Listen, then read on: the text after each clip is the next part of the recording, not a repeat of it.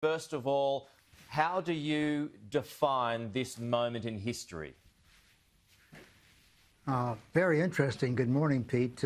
Look, the first thing is it was mercifully uneventful. It's a very short speech, 23 minutes and 19 seconds by Joe Biden. And, you know, the thing that struck me is that this is the first presidential transfer that has ever taken place in a military zone. I mean, this was an unpeaceful transfer of power.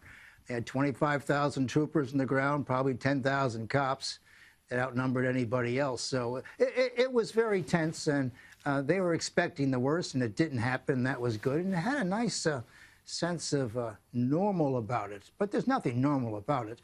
Biden has reached out to Trump's 74 million supporters and said he's going to be their president, too. And he might do that if he's able to deliver enough with his coronavirus package, legislation package, and that kind of thing.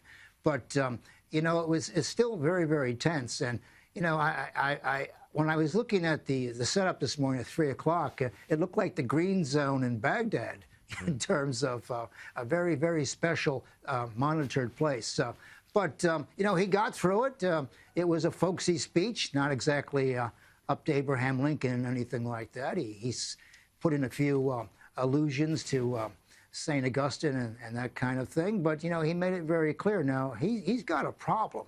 And the problem is that while he's happy to get past Donald Trump, he has to decide whether he's going to make Trump accountable. And if he does, that is, if he supports the trial in the Senate, which I don't think is constitutional, it's going to go to the Supreme Court anyway, he's going to alienate those 74 million Americans who didn't vote for him. So he's in between a rock and a hard place right now, and he's got a rough sled ahead of him. Well, let's compare that to some of the problems that faced incoming presidents in the past. You know, you had Lincoln, you mentioned Lincoln there, he faced the Civil War. Roosevelt faced a global depression. What is the job ahead of Biden, and can he do it? Right. I think Biden is closer to, his role is closer to Lyndon Johnson or Richard Nixon during the 1960s, time of troubles. We had riots, civil rights protests. We had the anti-war protests, the women's protests, the student protests. It was a period of great anger in the United States. In fact, 125 American cities were burning.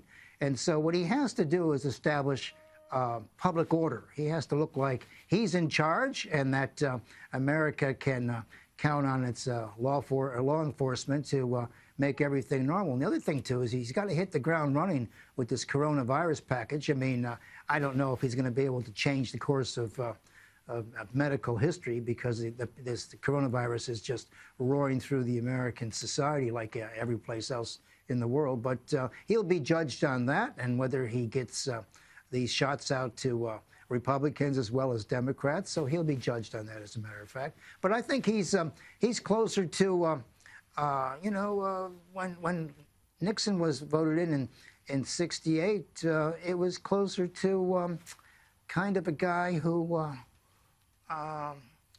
was restoring public order. I mean, the war had collapsed in Vietnam and American society was collapsing. You know, America has seen some terrible things in the last 50 years, and it's on the cusp of that kind of thing again. So, look, Lincoln had a very special problem. The Union was falling apart at the seams, and Franklin Roosevelt dealt with a society that was collapsing.